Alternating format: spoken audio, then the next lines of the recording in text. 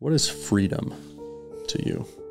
I think most people, at least in our society, grow up in this frame where freedom is something you buy. Freedom is something you can attain through success. It's something outside of us. From the time I was really small, I've had this bizarre obsession. It started out as a different question. It was kind of like, what's true? What's truth? What is the truth? Like, because I'm not buying this. I don't know what this is, but I don't like it that much. This little world that we live in, or the stories I'm being told, or like I'm not interested.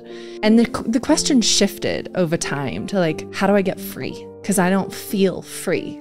I feel like I'm bound by societal constructs, by money, by all of these things that make me feel like I don't have choice. Could be, relationships, all of these things where I'm like, I don't feel free. And then I had a realization like, I'm not free here. And so for me, freedom is freedom from the mental construct, freedom from our own minds, freedom from suffering. But what is suffering?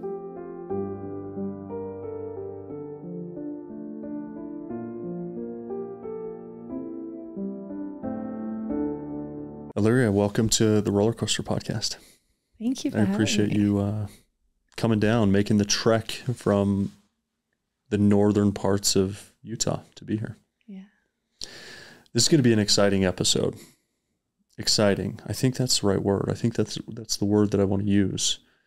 Alyeria is somebody who I discovered on Instagram, and her Instagram title is Alyeria, the Soul Alchemist.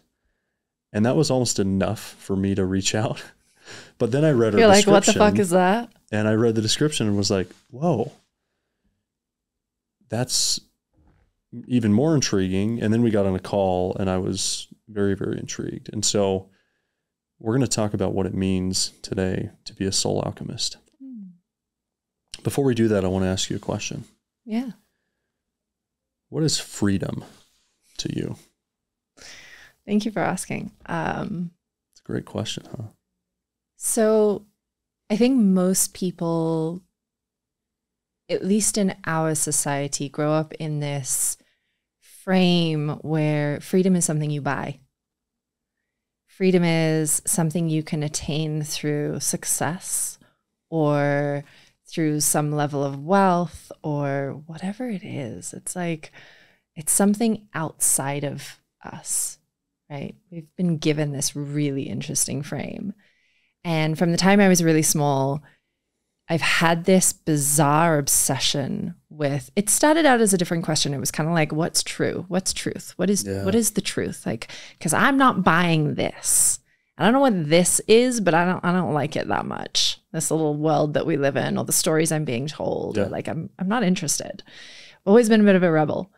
And the question shifted over time to like, how do I get free? Because I don't feel free. I feel like I'm bound by societal constructs, by money, by all of these things that make me feel like I don't have choice. Could be, relationships, all of these things where I'm like, I don't feel free. And then I had a realization like, I'm not free here because I don't feel like I'm at choice. Well, I need money to survive. That's not a choice. That doesn't create freedom for me. I'm like, what if that's not actually true? What if my survival is not based on something outside of me? And so for me, freedom is freedom from the mental construct, freedom from our own minds, freedom from suffering, which, I guess ancient teachings from the East and even, I suppose, some of the Western teachings as well have like leaned heavily on that. If you look at like Buddhism or any of those teachings, it's very much centered around like, okay, freedom from suffering. But what is suffering? Suffering is self-created. Nobody can make you suffer, right? It's all in here. And so for me, it's like when I'm free in here, nothing outside. Freedom for me is being the eye of the storm. No matter what is happening in my external environment, I feel good. I feel safe. I'm at peace. That's freedom. This is going to be deep. It's going to be really deep. It's going to be fun. So why the title Soul Alchemist? You could have chosen lots of words to represent soul and lots of words to represent alchemist, but why those two words? The word transformation is boring. Okay. To me. And it feels two-dimensional. And so for me, alchemy is the process of transforming one thing into another. It's transformation, right? Why soul? Soul is personal. For me, soul is like my individual spirit, as it were, right? Mm-hmm. And the thing that I believe I'm here for is to help people transform their relationship to self so that instead of being driven by their overactive survival mechanism and having all of their thoughts and actions come from that place, that they can actually transform and transfigure and transmute all of these pieces, all of the traumas, all of the things that are in the way, so that they can be driven and led by their soul. So how does one actually do this, right? Like I want to think about, there's kind of a two-part question here, right? Which is like, what do you do, right? What are the practices or modalities or, certifications that you have to do what you do? But then the other one is like, how does that translate to, I think specifically men is who you work with, or men and women? Predominantly, like I work with men and women, but I tend to find that a lot more men are drawn to my work. Okay. Yeah. So let's talk about that. Like what is it that you do exactly? So it's a beautiful question, and I've always had a hard time answering it. And even people who come and work with me are like, I have no idea how to describe this to someone. Very intriguing. Right? Because it's a combination. I'm a synthesizer. I take information and I create a synthesis of multiple different things, right? So I have synthesized about 12 different healing modalities, therapeutic models into what I do. The basic structure of it is helping people create a deeper sense of self-awareness and understand what is actually happening internally as they're reacting and responding to the world around them, and how to rewrite that story. Right? And so a rewiring of the brain, is that fair? A rewiring of the brain, but essentially what we think of as the brain is actually the entire body. Okay. Right? And so what I do in shorthand is psychedelic somatic therapy and coaching. Okay. Break that down, right? So, yeah. So the psychedelic meaning. I use plant medicines and psychedelics in some of my work because I find that they're incredibly helpful for relaxing and opening the nervous system to allow me to do the somatic healing work and the therapeutic model work that allows people to essentially, based in, if you look at like internal family systems therapy,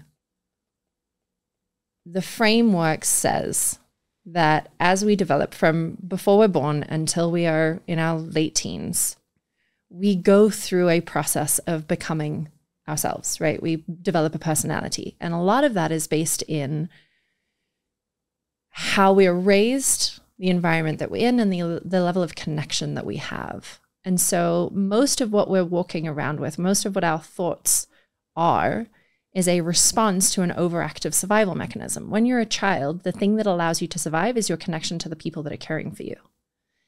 When a child reaches for connection, and this can be anything from like really big trauma, where connection was severely broken, to tiny little things where you're reaching for a parent's attention and your parent's like, I don't have time right now. You internalize that as, I'm not important, I'm not enough, and I'm taking up too much space. And then that becomes a narrative that if you receive enough times, it becomes an internalized sense of self. It becomes part of your identity. So all of these tiny misses in connection are what we call attachment wounds So rather than like big trauma, it's these tiny micro traumas that over time form who we are. And all trauma happens in isolation. It's when connection is not present. And as a parent, you can repair that, right? They say that if you miss 30% of those with a child, that's okay. They'll be fine, right? More than 30%, you're starting to get into like some really challenging domain. However, repair is equally, if not more important. So if you notice like, oh, I was just really short with my child, I snapped at them, and you immediately go, I'm so sorry. That was me. I'm having a bad day. It's not you at all. You're okay. I love you. And you hold them and you create connection. It immediately repairs the rupture that had just happened, right?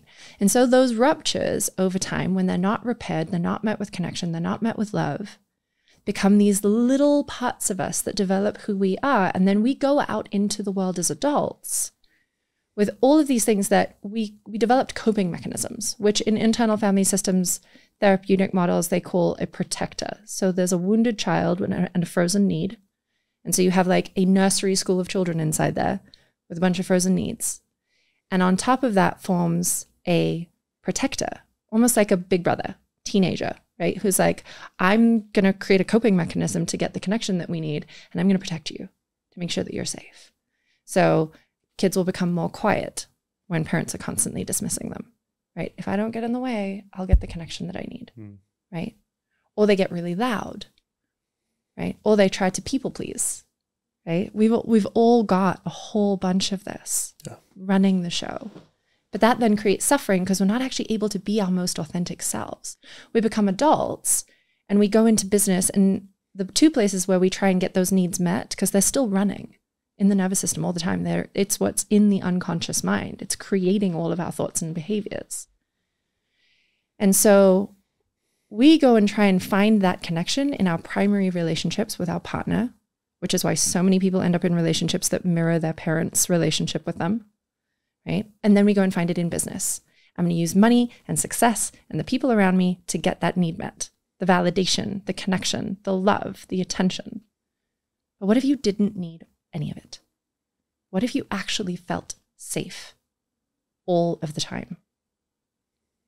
That's my goal. Everything that I do is helping bridge that gap. It's finding the parts that didn't get their needs met and meeting them with connection. Because in connection with a safe nervous system and someone who can hold that for you, when you're able to essentially regress, go into the child part, relive the experience that created the disconnection, and be held in connection while you're reliving it, it heals. It's able to evolve and grow up and become an integrated part of the whole. And then it stops running your life in the background. Wow. Really and well then said. you are free. So it's almost like you could almost synonymously put the word safety with freedom in that definition. So does that mean, therefore, if you can get to a place where you understand that all trauma is in isolation and there are ways to repair trauma, therefore, ... could that mean that you don't need to experience future trauma? I wouldn't say that you won't experience future trauma, but you will stop reliving your trauma and playing it out again and again in relationships, right? So extreme examples, people who end up in toxic, slightly abusive relationships were often had parents who were physically or emotionally or verbally abusive, right? Why do they end up with people like that? Because it feels safe. It actually feels more normal than someone who isn't aggressive and abusive, right? It feels familiar. But if you were able to resolve the parts that need that in order to feel safe, in order for it to feel familiar, you could actually be in a healthy relationship. Yeah. Right? So you'll stop recreating the same things. It doesn't mean you're not going to create something new, right? My personal belief is our soul is constantly providing us experiences in life that allow us to grow into our fullest potential.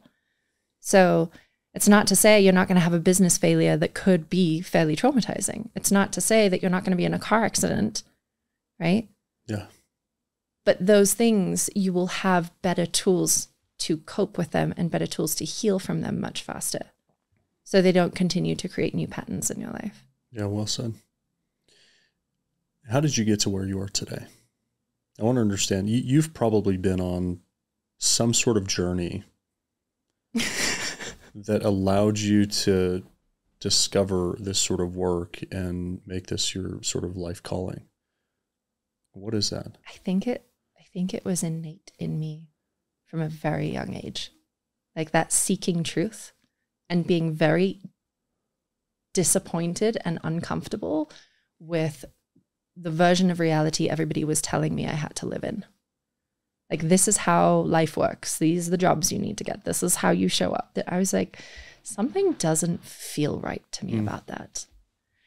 I remember being about 20. I was living in South Africa with a partner at the time. And I was going through a yoga teacher training. My dad has been a yoga teacher for, I want to say, almost 2 decades. And so it was kind of like partly under his influence that I decided to go and do it. And I remember meeting the guy who was teaching meditation. I forget his name now, but he was telling me a story about essentially he'd just gone for a root canal and didn't have any anesthetic. And I was like, that sounds like the most painful thing ever. I've had one of those. That is not comfortable, even with anesthetic. I was like, okay, so explain. And he's like, well, I do this thing called Vipassana meditation. And he teaches Vipassana meditation courses. It's a 10-day silent meditation retreat. And I was fascinated. At the time, I was in a slightly tumultuous relationship.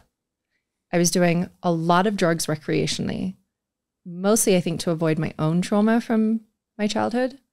And I remember going to a festival out in nature, and I took a bunch of LSD, and I had this experience that stopped me dead in my tracks. And I was like, I'm happier right now. I feel more like me than I do on a normal day when I'm walking around in my life. Something's missing. This is how I'm supposed to feel. I just had this awareness. I was like, this is how I'm supposed to feel every day. Why don't I? And it didn't take me very long, but like a couple months later, I ended the relationship I was in, ended up back in the UK. And I went to my first Vipassana meditation retreat. And it's a 10-day silent meditation. And on day 3, I remember I could feel, so they get you to become aware of sensation in the body, just physical sensation. And it starts with like being aware of the breath underneath your nose, right? And how it feels on your skin. And then they go into like full body sensations. And I remember day 3, I started to feel a vibration in my body. And the awareness I had was, I can feel my atoms vibrating. That's weird. And it got really, really intense. And the bell rang for lunch, and I walked out, and I went to the bathroom, and I sat down in the bathroom, and it got so intense that I couldn't really feel my body anymore. And then I exploded into light, and there was no me sitting there. I couldn't see a body anymore. And I panicked, started crying, and suddenly like contracted back into physical form. Sounds like I was on a lot of drugs. I promise I wasn't. I was completely sober. And I realized meditation can take you to the places that almost any psychedelic can, if you go deep enough. Wow. Right? And I had this experience, and I was like, oh, there is no me. I don't exist. I'm not here. What is? And for the next 7 days, I sat. Up until that point, the first 3 days, I was so fucking uncomfortable. Like, it was painful to sit for 10 hours a day. Now, you watch everybody shift their position every few minutes. For the next 7. What are you doing? You're you actually just sitting in there. Meditation. Yeah. In the same spot. Yeah. You're not walking around, moving, eating. They have like breakfast and lunch. Other than that, you sit for 10 hours a day. Like eye contact with other people? No eye contact, no speaking, nothing. Are they talking to you? They're talking you through things every day? There's a teacher who does about an hour of guidance every day. And like you can ask questions during that period. And then there's a recording of a teaching that comes on occasionally, but that's it. You can talk during that period. Yeah, you can't talk to each other. You can ask very specific questions, and they try and limit that as much as possible. They're like, don't ask unless you really need to. Okay. The idea is for you to be as internal as possible. Yeah. Like, don't make eye contact with anyone. There's no reading, there's no writing. You can't take a journal. So it's like completely internal. Well, yeah. And for the next 7 days of the retreat, I sat in complete stillness. I didn't move. And I received information. I just received visions of my childhood, my life, what I was here for, all of these beautiful things. And I walked away from it really disrupted. I was like, okay, I knew there was more to this whole life thing, but I didn't realize quite how much until that moment. And it started me on a very long journey. A lot of reading, hundreds of personal development and spiritual books, a lot of sitting in meditation, and a lot of seeking. I shifted from recreational drug use to very spiritual, ceremonial use. And it is amazing how the same substance can be two completely different experiences based on the intention that you use it with. Right? It can either take you further away from your experience and like be a dissociative and allow you to escape, or it can put you in direct contact with the thing that you don't want to look at. Right? And that shifted the trajectory pretty substantially. And then in 2019, about a year after I separated from my ex-husband, I was sitting in my apartment in Santa Monica, and I was on a call with one of my mentors, and he asked me a really profound question. He said, percentage-wise, like how much of your soul do you think you're living from? 10%, 20%, 30%?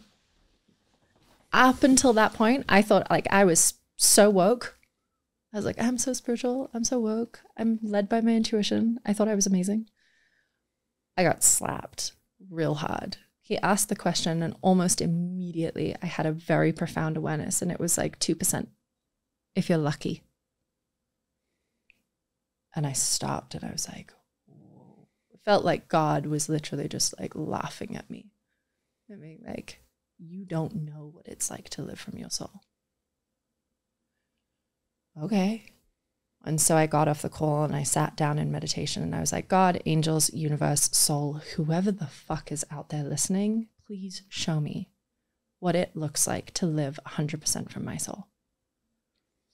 And about 4 hours later, all of my thoughts stopped.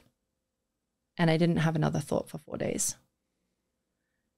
And I'm not sure if I even know what happened during those 4 days, because I wasn't really present to anything other than my body. I didn't really eat anything. I just either lay there or sat in meditation. The weirdest meditation I've ever had, because you're not trying to quiet your mind. There is nothing there. And it's really disconcerting and a little terrifying to have nothingness. And it felt like something had just hit the reset button. And I'd gone back to nothing. And 4 days later, my thoughts came back. And I had one thought at a time. And every time I had a thought, I'd have the thought, and then a little voice, which I'm assuming is the voice of my soul, would just ask the question, is it true? And then it would fling me back and replay the moment in my childhood where I'd had an experience that created a belief that 30 years later had led to a thought. And I was like, whoa, my memory of that isn't even real. Because we create meaning out of every experience. Every memory creates meaning that creates beliefs that then create the subconscious that create our thoughts. And for 6 months, it unwound every single belief I've ever had, every thought, every memory, until I was left with a really terrifying thought. I was like, So nothing's true? Like nothing. And that for me was really scary because I was like, I have no idea who I am then. I don't know anything. I don't know anything. I have no idea who I am. I have no preferences anymore. I don't know what I like. I don't know how to relate to the world around me. And then I asked a different question. I was like, okay, what is true? Something has to be true. And I got two things that are not based in memory. I love my parents and I love my daughter. I was like, okay, so love is real. Love is true. But for the first month, all I could experience was debilitating fear as it unwound every experience I'd ever had that had created fear. And then for the next 6 weeks after that, it was shame. Went through every memory and undid all the shame. And then for the next 6 weeks after that, it went through doubt and cleared out every memory that had ever created doubt in my body. And what I realized was fear, shame, and doubt are self-created.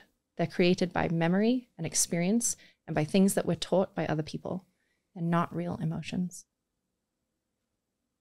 They're there to help us survive, but they're not useful. They're not creative. They're not generative. They don't help us thrive. Yeah. That's some deep shit. What do you say to people who think what you just said is woo-woo and weird? They're right. Oh. Super woo, super weird. Really outside of the norm. Okay? I'm like, I'm woo as fuck. I get it. Like for some people, that's really confronting. They're like, that feels really scary because it takes them very far outside of what they're comfortable with. Yeah. That's okay.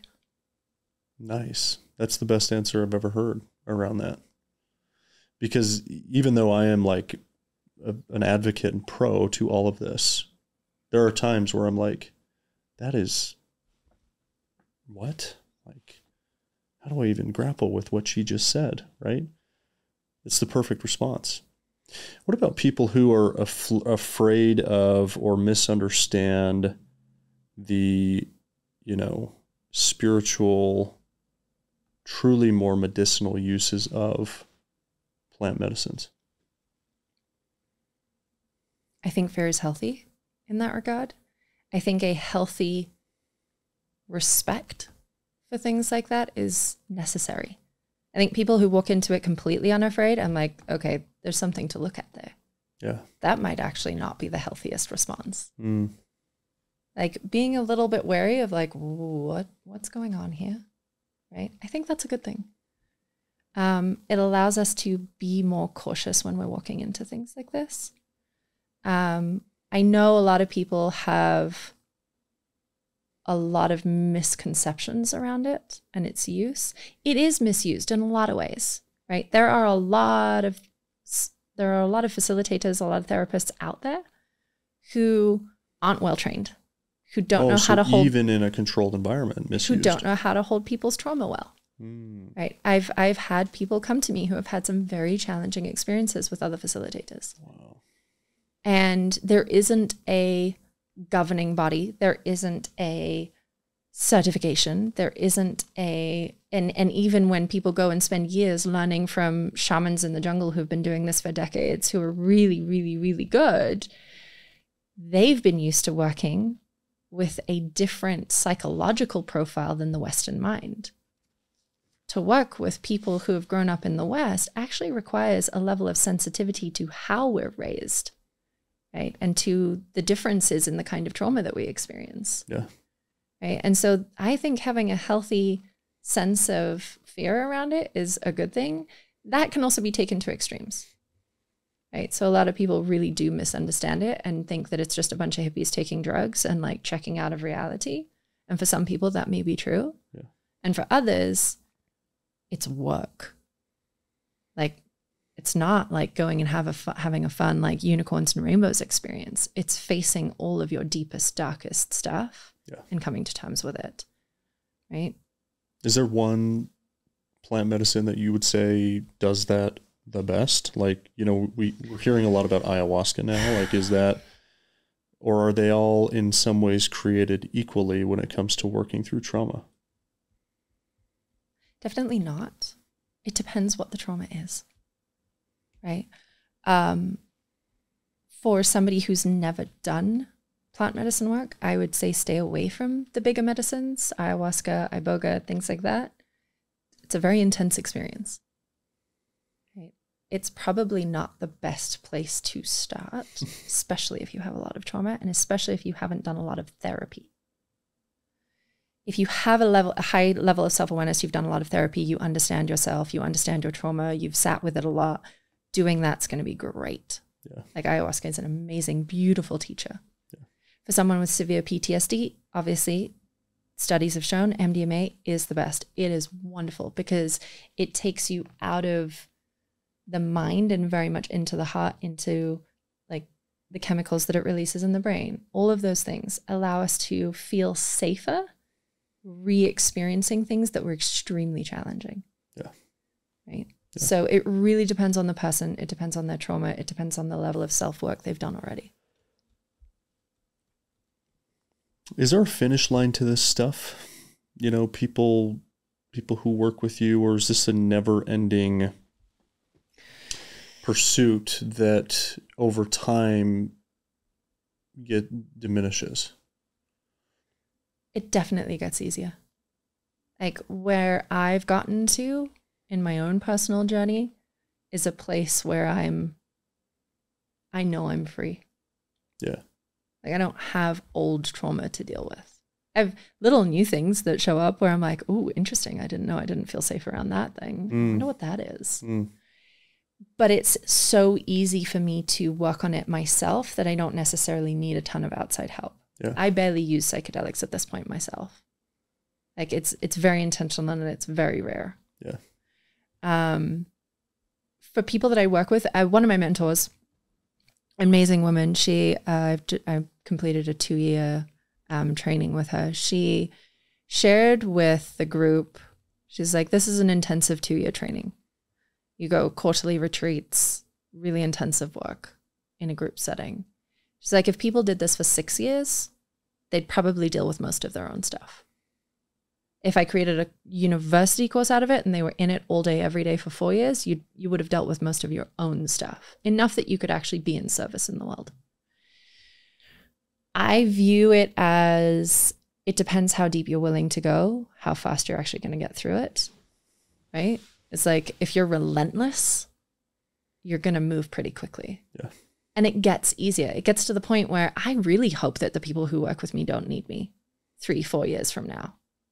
And that they have the tools to actually be able to do it all on their own or with their partner. You said a couple things that I wrote down that I liked, and I would like you to expand on them. Mm-hmm. The first thing you said is you should take time for yourself every single day. And this seems so obvious, like, well, yeah, duh. But like most people do not do this, right? Like why does this matter to you? Because if you are consuming the amount of content that we're faced with every day, whether it's other people's opinions of you in your intimate relationships or the outside world on social media or the people that you work in a business with, you're basing who you are and what you think about the world on somebody else. And for me, it's the easiest way to be free is to know yourself, right?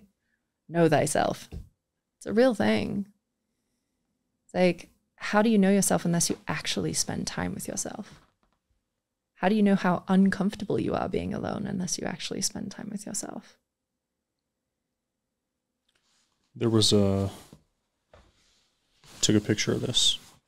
Are you into Stoic philosophy at all? Mm-hmm. Yeah. Okay. I've been studying Stoic philosophy lately, and I believe this is a Seneca letter that he wrote. And it says this: relentless of that sort, nothing to my way of thinking is a better proof of a well-ordered mind than a man's ability to stop just where he is and pass some time in his own company.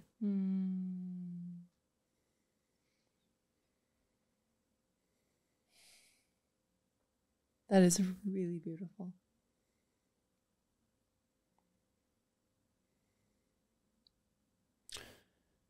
Prior to that, he says, relentless of that sort is symptomatic of a sick mind. And he's talking about unsettling yourself with one move after another, feeling like everything has to be perfectly structured. I'm going to do this, then I'm going to do that, then I'm going to do this, then I'm going to talk to this person, then that person. And he goes, that is the number one sign of having a sick mind. And if you can just be every day, that is the best proof of somebody with a well-ordered mind. I would agree with that. Thank you to our sponsors over at Bucked Up. I love this company. I love their products, their apparel, and their supplements. Recently, they dropped the mother of all pre-workouts, Mother Bucker. This is not for the faint of heart. This will make you want to claw your face off. So don't get stuck in traffic when you're headed to the gym.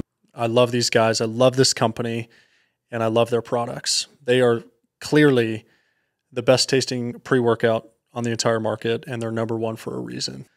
Bucked Up is my favorite workout brand, hands down. And they also have my favorite apparel for working out and just for daily life.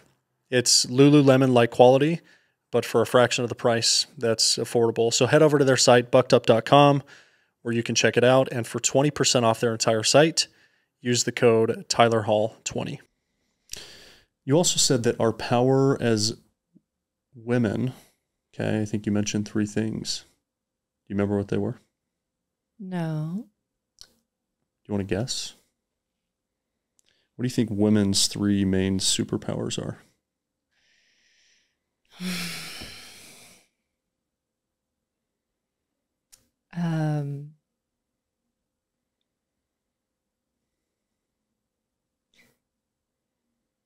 What I would say now might be different from what I said then, but intuition is definitely one.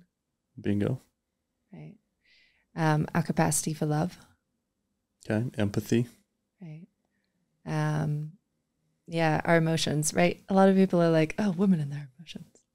It's a superpower. Yeah. It's really beautiful. So you talked about empathy, intuition, and compassion. Yeah. Are these things that men could possess at a high level as well? Or do you find that women predominantly carry these? I think everybody has the capacity for them. My personal belief is we've failed our men.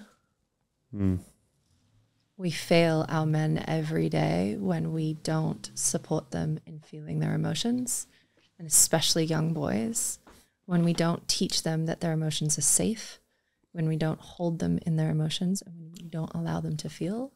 They grow up into men who don't have the capacity for empathy and compassion, not for themselves or for anyone else.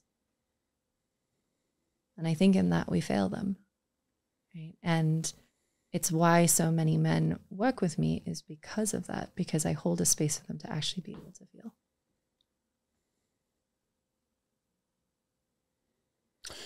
I want to end with this one. I want to get your perspective on one more thing that you talked about.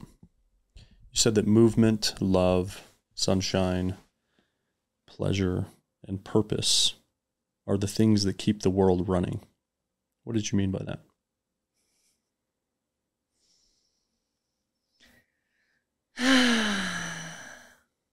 What brings you joy?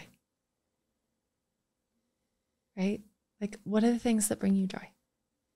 What are the things that bring more life force into your being, into your body? What are the things that connect you to others? And what are the things that bring you joy? Like true deep purpose, not purpose based on what the outside world thinks you're supposed to be doing, but like an innate sense of purpose should fuel you. It should provide an enormous amount of energy and resource in your being for you to be able to then actually actively pursue it, right? Movement. We all know, like movement, being outside in the sun, all of those things. Science has proven them again and again and again. Extremely important for us, for our well-being. When I was a kid, I was diagnosed with ADHD and they wanted to put me on Ritalin. My mom was like, hell no. My kid just needs to be more active. And so she put me in like every sport known to man. And she was right. Like when I don't move, I'm not happy. Still. I get stuck in my head. Like, not I'm not happy. I would say I'm a much better person when I move my body every day. Even if it's 10 minutes getting outside and going for a walk, or like throwing some music on and dancing around my living room. It doesn't need to be like an hour-long gym session. Movement makes me happy. Yeah. Movement adds vitality to my being. Right? I think it's just those things. It's like, what keeps you connected to yourself? What keeps you connected to others? What brings you joy? Do more of that. And the world would be a better place if more people felt joy on a daily basis. Is that the thesis? Yeah, I mean, there's a difference between, my partner says there's a difference between happiness and joy. Happiness is something you can pursue. Joy is innate.